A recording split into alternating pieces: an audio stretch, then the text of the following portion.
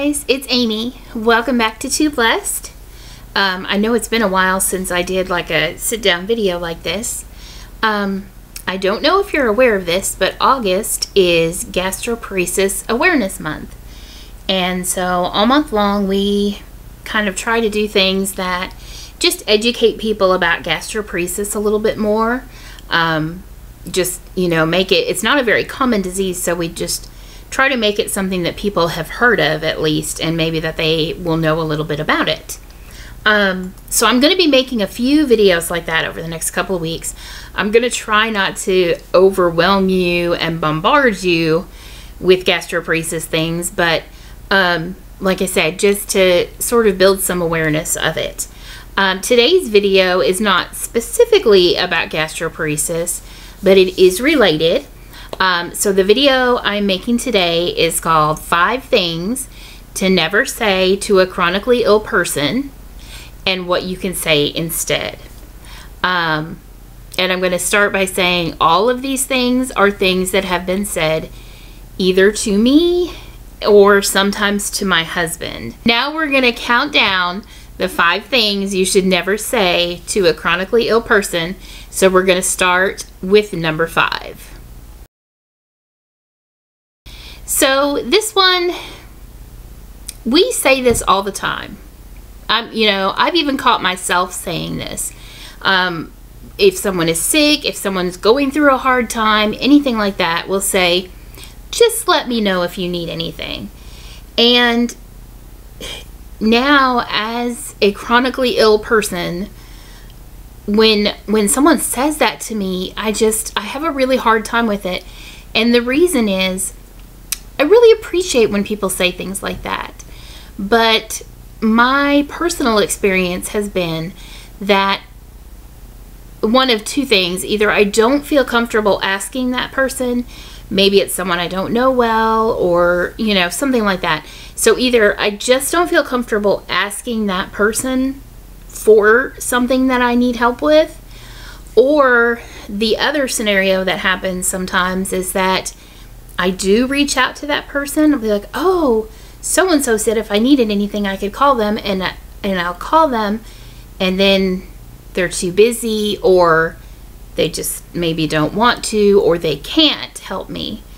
And then I start to feel guilty because I put myself out there and I asked for help, and then that person can't do it, and I almost feel guilty that I asked in the first place.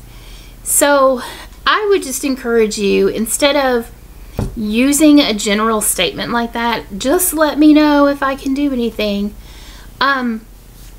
If there's a sick person in your life that you know, a friend or a family member, and if you want to help them, what I would suggest is come up with something specific. Maybe something that you're good at. Maybe you're a good cook. Maybe you're good at cleaning, or maybe you're going to the grocery store and you can say to them, hey, I'm going to this store.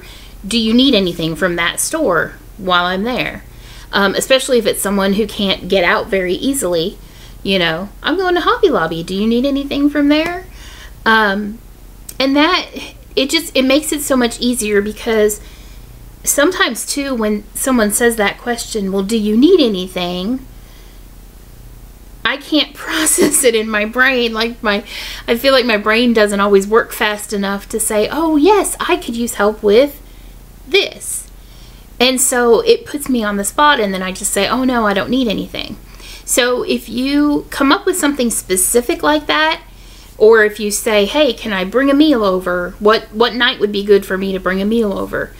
It just takes that pressure off of the sick person, and just lets them know that you'll be doing this specific thing at this specific time, and they can plan on it, instead of just that general, just call me if you need something. This is another common one. When you tell someone maybe what illness you have, or maybe what symptoms you have, and at the end of the conversation they want to say, well, it could always be worse. Well, I know that. You know, I always feel like kind of like, well, that's a dumb thing to say, but you know, there are, no matter what you're going through, there is always going to be someone who is worse than you. There, you know, I'm legally blind, but there are people that are completely blind. With my gastroparesis, you know, right now I'm under pretty good control. But even when I was really sick, there were people that were sicker than I was. You know, there were people that could not eat any food. There are people that have feeding tubes. There are people that have cancer.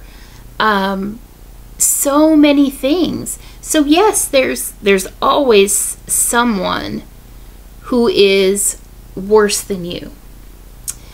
But when you say something like that to a sick person, you make them feel like they shouldn't be talking about their condition, or they shouldn't be sharing their story. And when I talk about my illnesses, I don't like talking about myself. I don't like talking about my illnesses. I'm really not comfortable doing it. But the reason I do is, for one thing, like I said, to raise awareness for things that are not as well known. But also maybe that for the possibility that I could help somebody else. That maybe somebody else is going through the same things that I went through, and they might hear my story and they might say, hey, maybe I have gastroparesis and I can ask my doctor about that. Because even a lot of doctors are not knowledgeable about a condition like gastroparesis. And it took us a couple of years before we really got it figured out that that's what it was. And so if I share my story and what I'm going through, it might help someone else to not have to go through such a difficult time. So for this one, instead of saying, you know, well, it could always be worse, I would suggest just to acknowledge what they're saying. Just acknowledge what the person has told you. They have shared in a sort of intimate part of their life with you. And so just acknowledge that. Just say, wow, that must be really difficult. Or, I didn't realize that's what gastroparesis does to somebody. So, you know, just acknowledge and don't make them feel like they are being selfish by sharing that information, or that they're seeking attention by sharing that information. This is an interesting one because it encompasses a lot of different statements, and I've heard them all. You just need to eat more fiber. You just need to eat a vegetarian diet. You just need to drink this. You just need to take these vitamins. You just need to exercise more. You know, the list goes on and on. I've heard so many of these things. And I'm not trying to say that you should not share information that you have. For example, I do take Plexus products. Now, a lot of ambassadors that sell Plexus are a little pushy when it comes to, you know, they're trying to make a living by doing this. I understand that. But sometimes they can be a little pushy on, you know, oh, if you take this, it'll heal all of your problems, all your symptoms will go away, you'll lose all the weight, you'll be so healthy. And it does, I can tell you, it does not work that way for everyone. Every person is different. Sometimes these ideas are valid. Sometimes these ideas are helpful to the sick person. But you have to give them the opportunity to weigh that out and judge it for themselves, or even to take the information to their doctor and have their doctor review it and see what opinion they have, because it can, depending on what medications the person is on, even they have to be careful what foods they eat, because there can be interactions. So, and for example, when I first started getting sick, we really didn't know what it was. Excuse me, and we were dealing with that. And I had a lot of people that wanted to keep saying, "Oh, take a fiber supplement. That'll fix all those issues that you're having." And I never really felt comfortable with that because I just didn't want to do really anything until I could figure out what it was, because I was afraid of perhaps making things worse.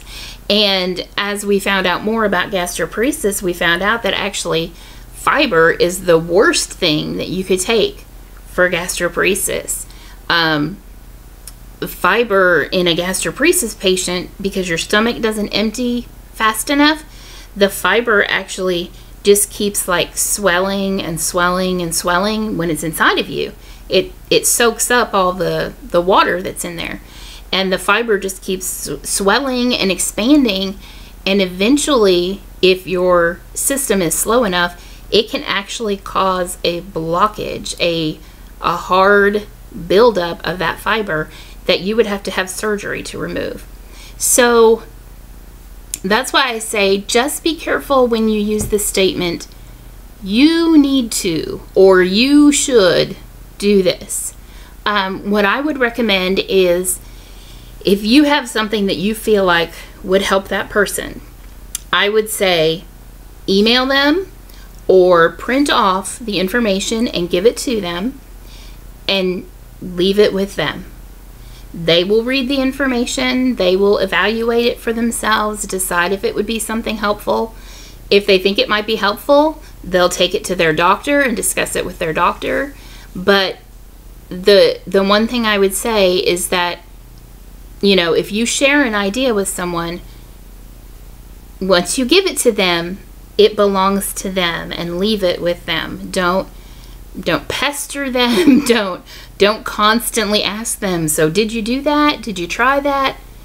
You know, we understand that you want to help us, but overwhelming us isn't helpful. So just, you know, that's my suggestion for that one. This one is a very sensitive subject for me. And it's one that, in different various forms, my husband and I have been dealing with quite a bit lately, it seems. And so people will say things like, "Oh, you just need to have more faith," or "You just need to pray harder," or "Maybe you're not trying hard enough. But if you do one of those things, or you do all of those things, then God will heal you. You know, you just have to do ABC and follow the steps, and then God will heal you." That's not biblical. That's not in the Bible.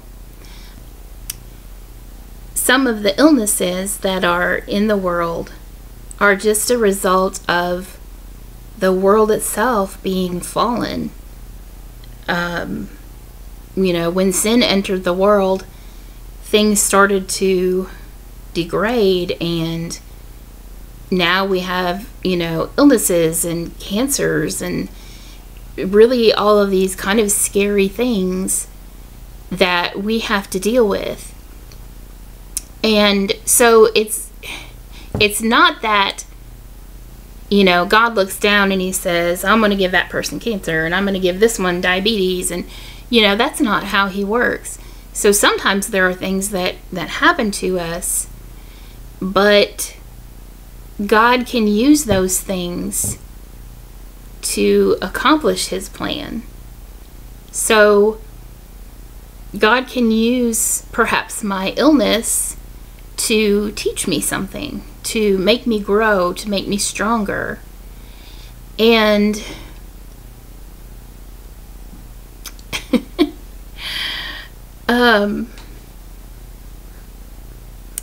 and he might decide to heal me, and I pray that he does. I've actually been praying for a year now that he would decide to heal my kidneys, so that perhaps I don't have to face dialysis and I don't have to face a transplant. And he might choose to do that. But if he does, it will not be because I did something to earn it. God's mercy and grace are unattainable to us through any of our own actions. He just bestows them because he loves us. Now, some people would say, well, if he really loves us, then why wouldn't he just heal us of all of these problems? Why wouldn't he just heal you of all these things that are wrong with you? But like I said, sometimes God can use those things to help me grow, to make me a better Christian. And I feel for myself, a big part of the things that I've gone through is that now I am able in turn to help other people that are going through these things. And so to me, I don't look at them as really a bad thing that has happened to me. I know someone on the outside might look at my life and say, wow, she's really had a lot of bad things happen. But for me, when I'm here and I look out at my life, I see the blessings. My favorite song has a line in it, and it says, "What if trials of this life are your mercies in disguise?"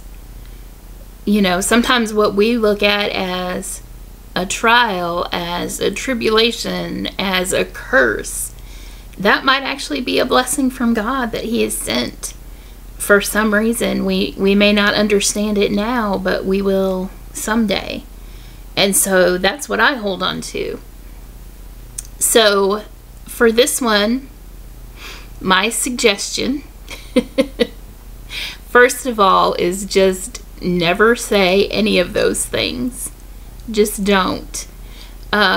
What you could say instead is to just tell that sick person that you will pray for them, and then actually pray for them.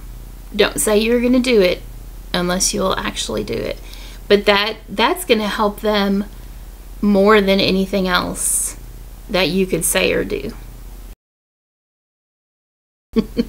I absolutely hate this one. Hate it. Now, I get it. Sometimes when people say that, they completely and honestly mean it as a compliment. But you don't look sick. But it doesn't sound that way to the sick person.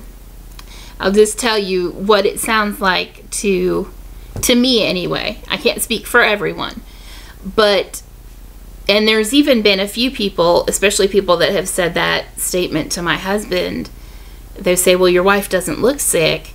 And those people, you know, you could tell they didn't mean it as a compliment. They were questioning, like, oh, is she really sick? I bet she's just faking, or, you know, things like that. So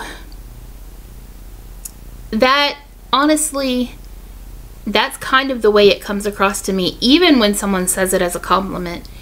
Even when they say it sincerely and they mean it in the best way possible, to me, it just feels like they're telling me that I don't look sick enough, or they're telling me that I don't deserve to look nice because I'm sick. And I know they don't intend it that way when they say it. I'm sharing how it makes me feel as a sick person. It honestly literally makes me feel like I don't deserve to look nice because I'm sick. I should just always look horrible and have dark circles under my eyes and bedhead and walk around in my pajamas all the time. But, you know, whenever I have the energy, whenever I feel good enough, I like to get dressed, and I like to fix my hair and even put on a little bit of makeup, and I like to go out and be able to feel like I'm a normal person, because I don't always feel like a normal person.